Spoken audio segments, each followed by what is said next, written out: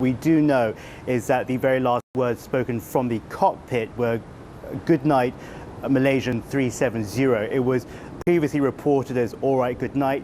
That was part of a transcript that was published by other media that was denied by officials here. They said it wasn't accurate. The accurate words I know because I have checked with 3 independent sources, and I've also seen a document myself in black and white. It does say that either the pilot or co-pilot, presumably, and that's still being investigated, said "Good night, Malaysian 370. The significance of this is that is a standard phrase spoken by pilots when they perform what is called a handshake, when they leave one airspace and then enter into another airspace. In this case, it was from Malaysia airspace, presumably going to Vietnamese airspace. Shortly after, there was a sudden turn in the westerly direction. What happened in those minutes, we're still trying to find out, of course, and that's always been highlighted as the critical period. Was it an accident? Was there a fire on board? Did the pilots need to try and find an airstrip to land on suddenly, so much so they didn't have time to make a call?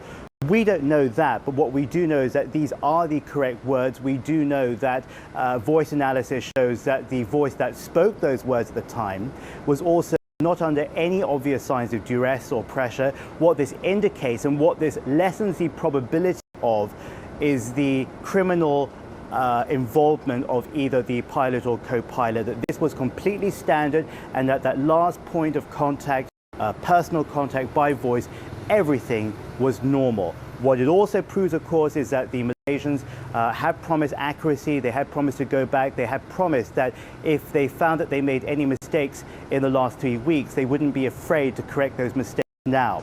For a lot of people, that's going to be a little too late, but for others, I think it's a sign that they are really trying to deliver on promises.